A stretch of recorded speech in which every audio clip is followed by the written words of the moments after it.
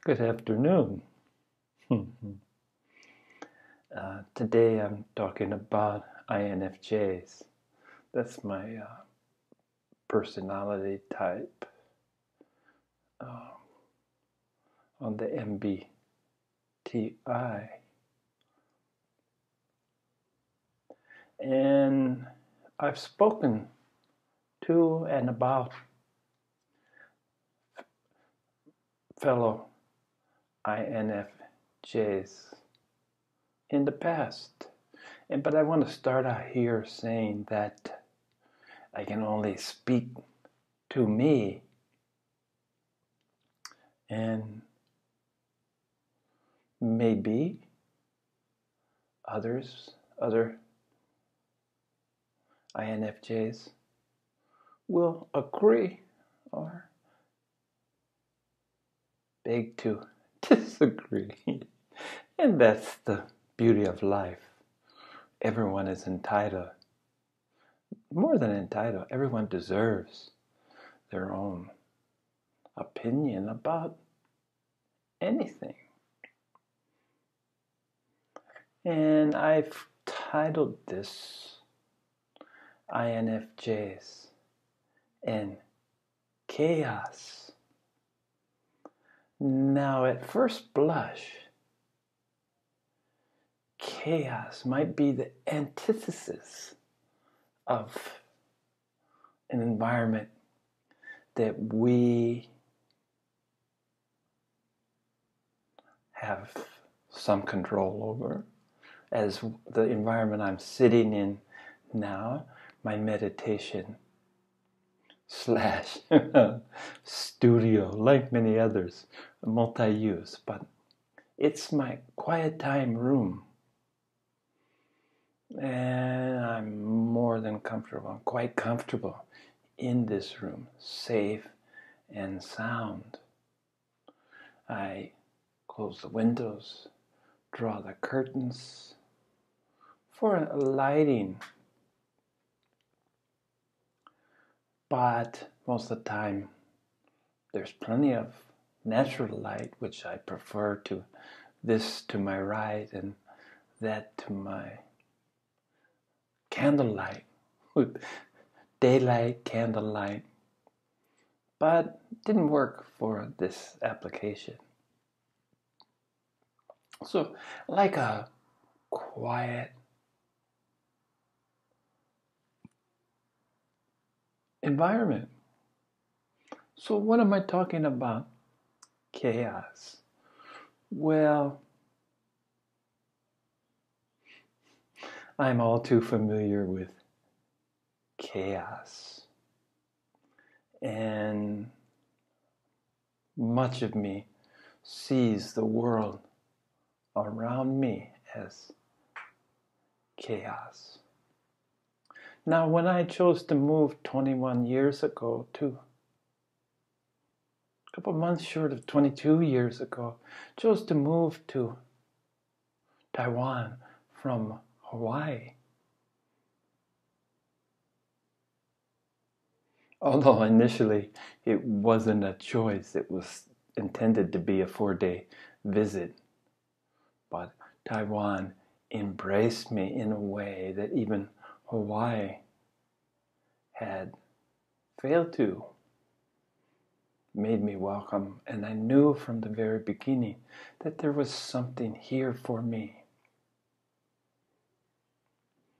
But the introduction to Taiwan society, Taipei, busy Taipei. I remember coming from the airport and my first glimpse of Taipei and the first couple of days wandering around. I saw it as really chaotic, seeming to have neither rhyme nor reason. Just non-stop hustle and bustle in a much different way than the larger cities I've been in the US. We have just as many scooters as automobiles. So it's a mix of scooters and automobiles and buses and the occasional big truck, delivery vans. But it's this mix of it's an addition of the scooters. They're ubiquitous. And they seem to go wherever they want. Sidewalk, wrong way, anywhere that they can squeeze in. And they park in the same manner. Sidewalks are more... I don't know if the intention was for it to be for scooters, but it's definitely not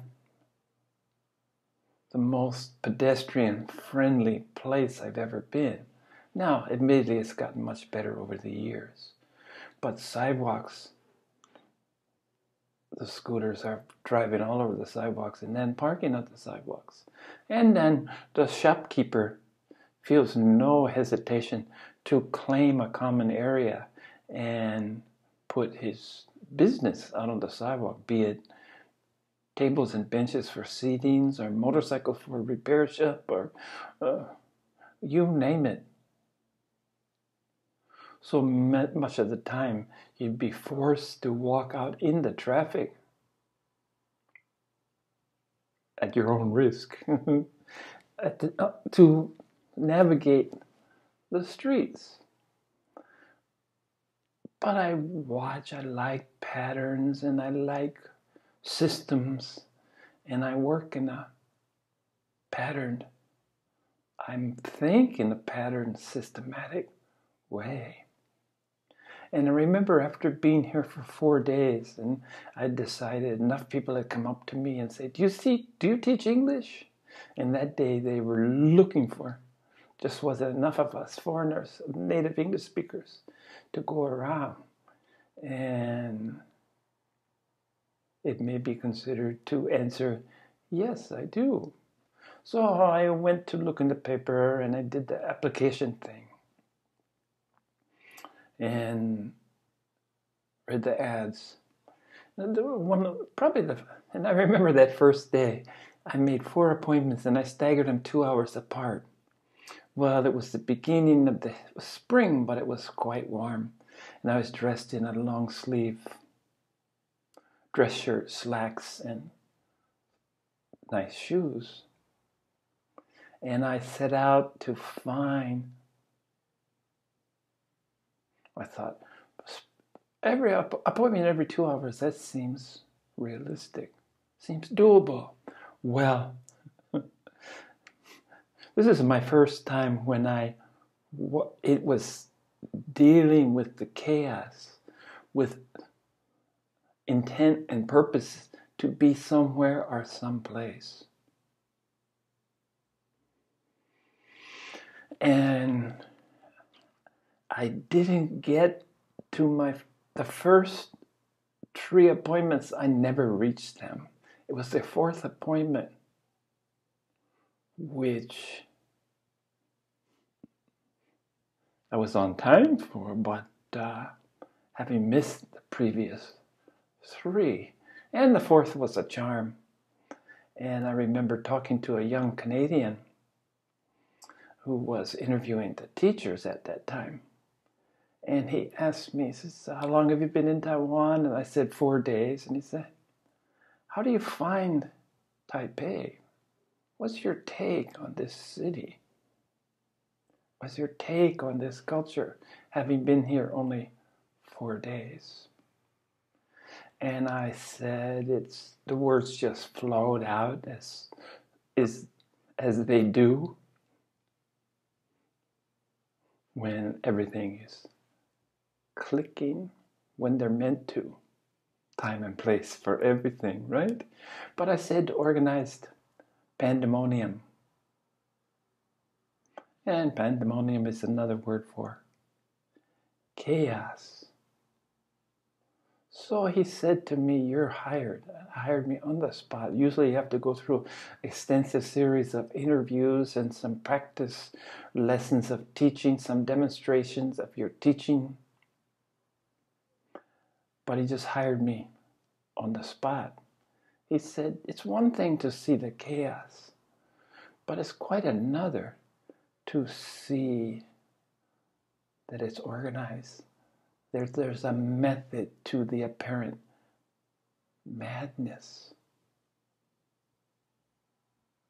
And I could just feel this. I could just get into the rhythm quite early on, even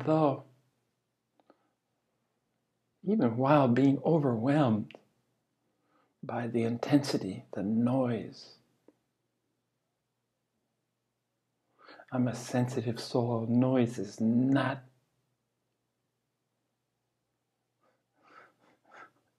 amongst my favorite. I prefer quiet. And that was quite a mission in the early days here, seeking for a place to be quiet. We didn't have cell phones. They weren't as ubiquitous. They weren't around, period, when I first came here. So to make a phone call, you had to use a payphone. Well, they don't have booths. Payphone's right in front of 7-Eleven, and that traffic is going in. It's really hard to make a phone call until someone told me, someone with more experience here said, no, you go in a 5-star, you go in a nice hotel. It'll be quiet in there. You usually can find telephone booths with quite comfortable in a nice environment to make your calls. Live and learn again.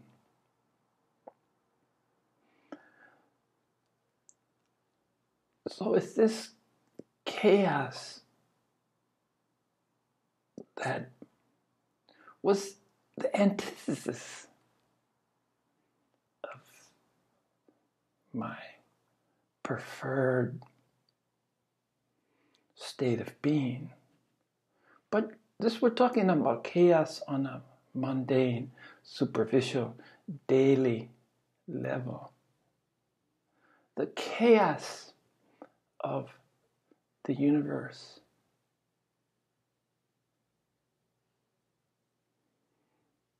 Apparent chaos again,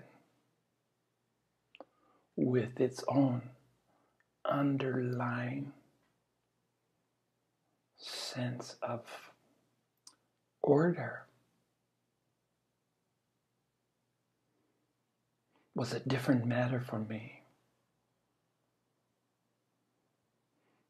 I didn't enjoy chaos necessarily in my immediate world, but in my speculative, meditative, examination of the world far beyond, the universe at large. Chaos was not exactly comforting, but easily accepted. And as I started wrestling with polarities and having seen that there's an order and chaos can exist simultaneously, I started thinking about my relationship to chaos. Was it possible to participate, exist in this chaotic new country, Taiwan? Well, I still long for the mountains, I still long for peace, I still long to get to a seashore, but I was in the city.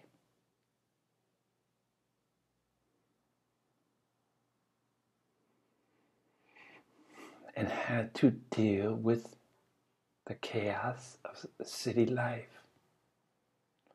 And it was in the realm of doable, completely exhausting me after a few hours.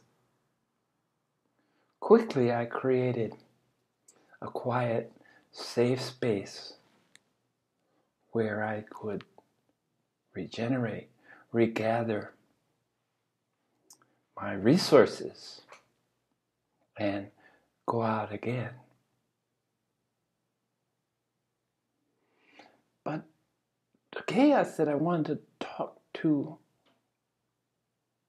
or address today is another cataclysmic chaos.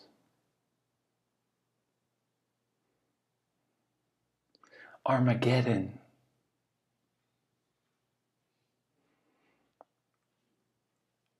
How would I perform in an emergency circumstance? How I would perform in cataclysmic events, floods, volcanoes, fires, wars, something that plunged the whole world into chaos, where the existence of a safe spot, safe place, maybe wasn't possible or feasible. What if it was a disaster, either natural or man-made? How could I cope? What would be my involvement? What could I offer? And I had a lot of series of dreams over the years where I found myself in these kind of circumstances and almost felt like I was practicing somehow to be prepared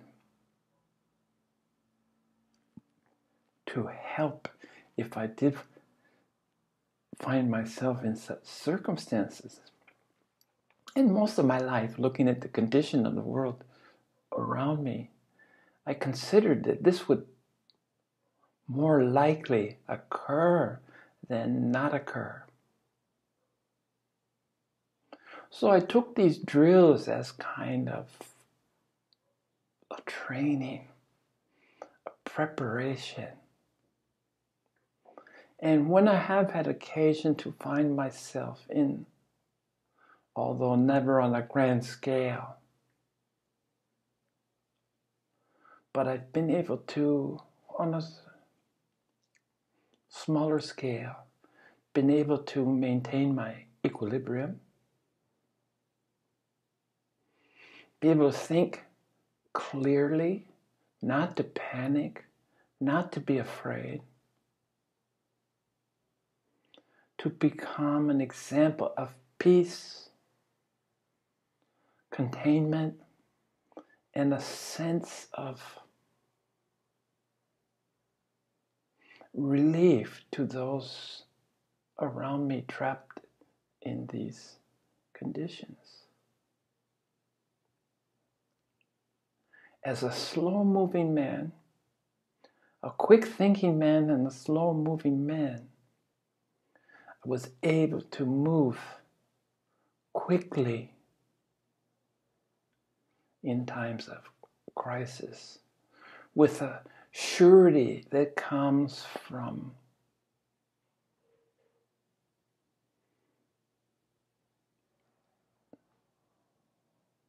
controlling my emotions, dealing with my fears. And here's where I think the commonality, I think my fellow INFJs are prepared for calamities and will be a source of help, inspiration, comfort, guidance in such times. And growing up, as I started to mention, I thought it was a given that I would be subjected to these kind of experiences, that this would happen in my lifetime. Well, I'm happy to say that I've reached 70 and haven't had to deal with a crisis on the scale, anything close to that, a crisis on the scale of what I felt I was preparing for. But who's to say what the future will bring? Not I.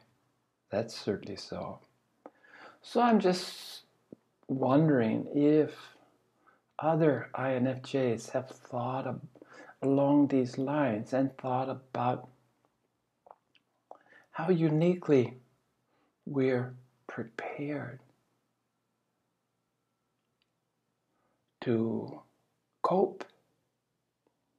Coping skills are quite developed. Just as we can find ourselves fitting in to almost any circumstance, being it social, job-related, we're able, as a chameleon, to fit right in, to disappear while being there 100%.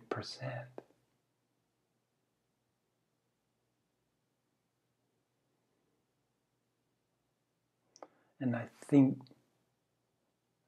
if and when we are needed to step up in these crisis situations, cataclysmic. I tried that again. I don't think I quite got it right, but I'll try. That's the third time. Maybe third time is the charm. Circumstances, events on the grand stage, international.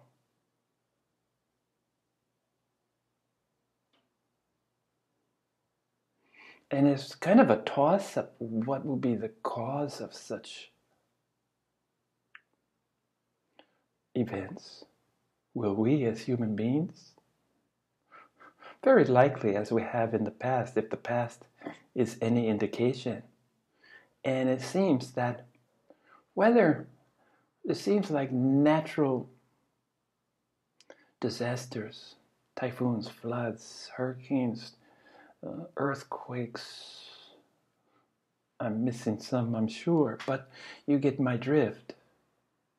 They seem to increase in frequency, and I'm kind of torn. Has there always been this many, and it's only our communication? We're instantly aware of what's happening all around the world. Has this made it seem to be more of these natural disasters, fires? This past year, 2018, was a year of huge fires. And in the natural scheme of things, these disasters are not disasters. It's only our limited viewpoint as a human being is disastrous to us. But it's just like, to me, that the concern over the environment. I'm concerned on the environment. I want clean air, clean water like everyone else. But the idea that we're going to destroy the earth through depletion of the ozone, through abuse of her non-replenishable resources, as we become more and more greedy, more and more numerous. And there's an alarm for Mother Earth. And my feeling has always been Mother Earth will be fine. She was fine before us. She will be fine after us. Worst case scenario, if the earth becomes a flaming ball of magma with the oceans boiled away and all plant life, all animal life, including us, can't survive, even then, Earth will be fine. And who's to say, just as a forest fire clears out all the overgrown grass, all the fallen trees, and leaves room for new growth. In fact, some trees, the seeds don't begin to germinate until they've been burnt in a fire. So these fires have been a part of life. It's only our permanent structure. It's only disaster to us. So even if the earth was a ball, a red and orange ball of fire, of magma, of volcanic ash, over time, change, the constant of change, will occur. Life again will begin to spring up, maybe in new and different forms. The pinnacle, man won't be at the top of the pile. And maybe that's not the worst thing. We haven't done a very good job, have we? At the same time, the beauty of our creativity, from buildings to art to music, are admirable and not to be denied, not to be minimized in their importance. But as a species, we're not nearly as important as we're so readily inclined to assume and believe that we are. Mother Earth will be fine.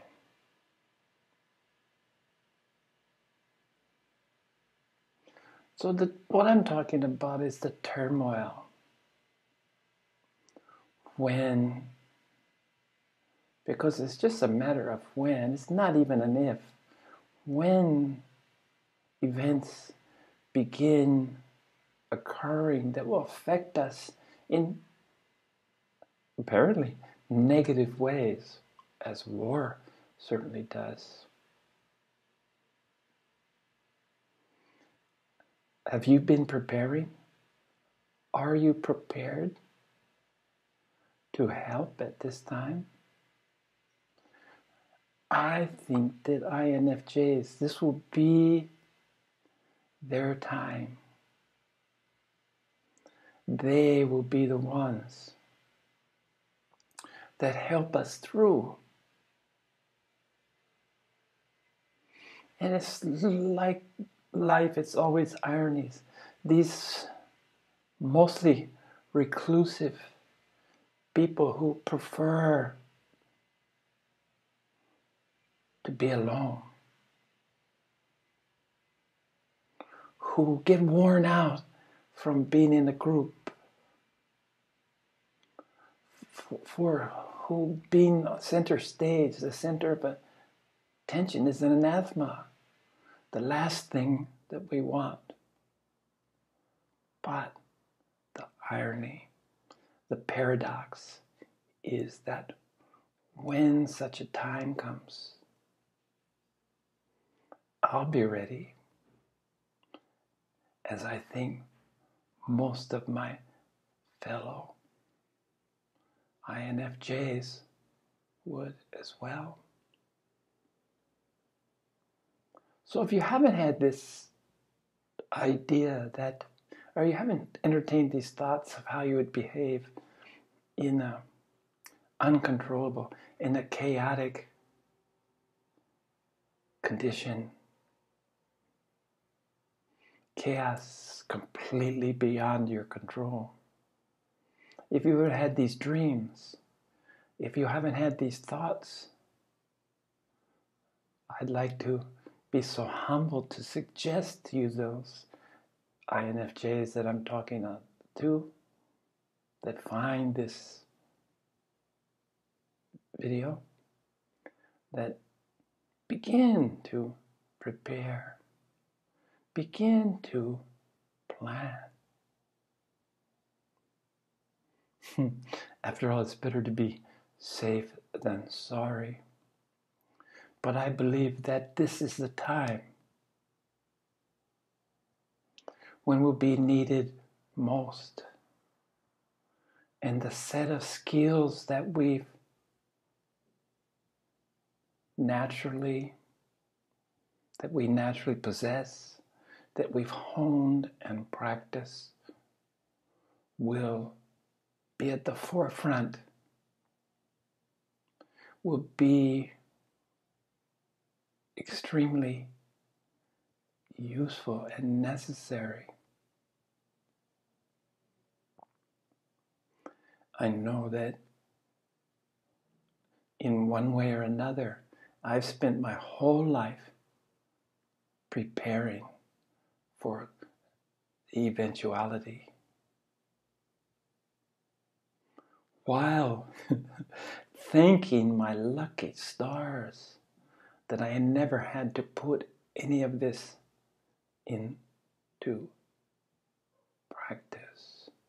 Instead, I focus on being a source of comfort and peace and even sanity in a world that seems most times completely insane. To be a refuge, at least not to contribute to the events that snowball and become chaotic. In our sense of order, our sense of duty, our love, we can be there for other people.